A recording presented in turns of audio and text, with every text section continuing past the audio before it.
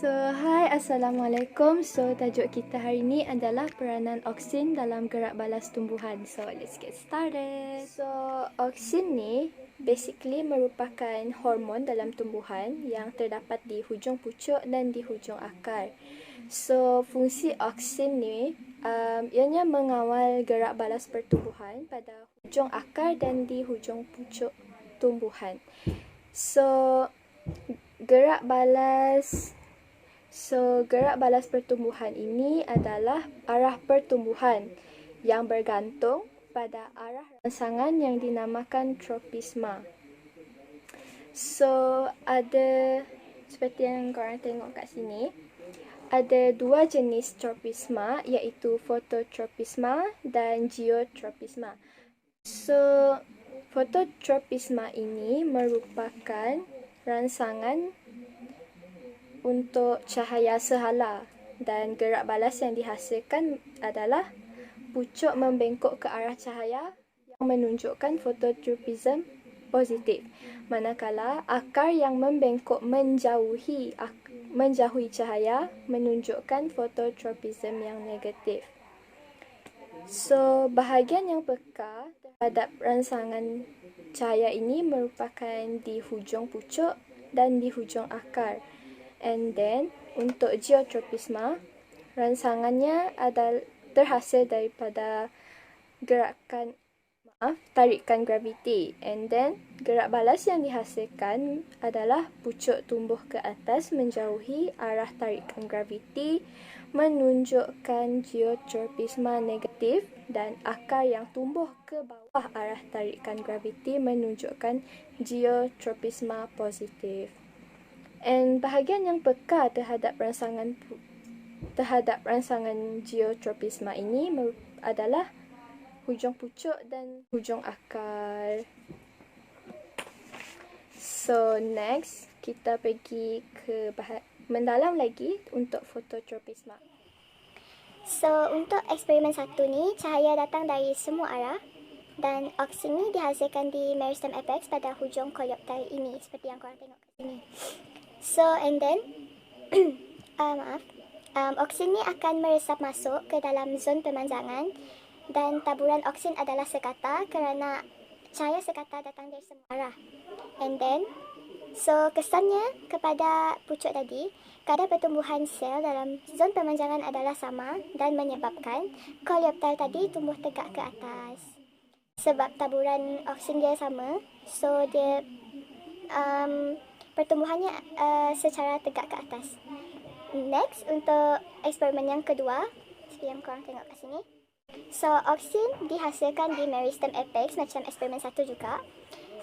Tapi kat sini, cahaya dia adalah datang dari sebelah kanan je. Okey, untuk yang kedua tu, oksin meresap ke dalam zon pemanjangan. Lebih banyak oksin berkumpul pada bahagian yang teduh. Kepekatan oksin di bahagian yang teduh adalah lebih tinggi. Maksudnya kat sini, oksin ni lebih cenderung untuk berada di bahagian yang kurang cahaya daripada bahagian yang bercahaya. Oksin ni akan stay dekat bahagian yang teduh, yang tak banyak sangat cahaya. Next, kesannya, sel di bahagian teduh memanjang dengan lebih cepat berbanding dengan sel di bahagian yang terang. Coleoptile membengkok dan tumbuh ke arah cahaya dan menunjukkan tropism positif. Kan tadi saya cakap yang oksin ni merupakan hormon pertumbuhan untuk tumbuhan. Jadi lebih banyak hormon yang ada dekat bahagian tu, lebih cepat kat bahagian tu untuk tumbuh. Yang ditutup dengan kertas aluminium tu, selepas aluminium, pucuk yang kedua blok agar dan pucuk yang ketiga ditutup dengan kepingan mika. Yang ditutup dengan kertas aluminium tu, selepas 1 hari, kesannya adalah coleoptile tumbuh tegak ke atas. Ini adalah kerana hujung coleoptile yang ditutup dengan aluminium tidak menerima rangsangan cahaya, maka taburan oksin adalah sekata yang menyebabkan coleoptile tumbuh tegak ke atas. Untuk yang kedua, iaitu blok agar.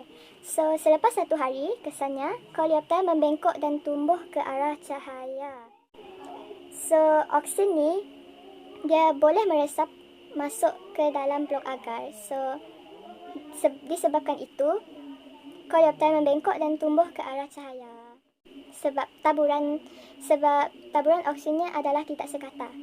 Untuk kepingan mica, oksin tidak dapat meresap ke pinggan mica. Maka, hasil selepas 1 hari, koleoptera tidak tumbuh. Oksin ni boleh meresap melalui blok agar namun tidak untuk kepingan mica. So, that's it untuk phototropism. Let's move forward ke geotropism. So next is geotropism. So gerak balas pucuk dan akar terhadap graviti disebut sebagai geotropism. So nak tunjuk pasal peranan oksin dalam gerak balas geotropism. So macam yang korang tengok kat sini, kita ada hujung pucuk dan hujung akar. So anak benih diletak dengan pucuk dan akarnya secara mengufuk dalam keadaan gelap. So yang ni, graviti telah menyebabkan meristem apex pada hujung pucuk dan akar menghasilkan oksin. Dan graviti juga menyebabkan oksin berkumpul di bahagian bawah pucuk, hujung pucuk dan di hujung akar. So yang ni untuk yang pertama. So yang kedua, pengumpulan oksin di bahagian bawah. So macam yang korang tengok kat dalam gambar rajah tu, oksin dia ada dekat bahagian bawah. So akibat tarikan graviti, oksin berkumpul pada bahagian bawah zon pemanjangan, hujung pucuk dan akar. So kat sini, oksin telah meresap ke dalam zon pemanjangan. Daya tarikan graviti telah menyebabkan oksin berkumpul pada bahagian bawah pucuk dan akar. And then, bahagian bawah pucuk dan akar ni mengandungi kepekatan oksin yang lebih tinggi berbanding dengan bahagian atas. So, yang ketiga ni adalah hasilnya. So, seperti yang korang tengok kat sini, pucuk ni tumbuh membengkok ke atas, manakala akar pula tumbuh membengkok ke bawah. So, kat sini kita boleh simpulkan bahawa kepekatan oksin yang tinggi pada hujung pucuk telah merangsang pemanjangan sel. Disebabkan itu, bahagian bawah pucuk dengan kepekatan oksin yang lebih tinggi memanjang dengan lebih cepat daripada bahagian atas yang kurang kepekatan oksinnya. So, akibatnya, pucuk membengkok dan tumbuh ke atas menunjukkan geotropism negatif.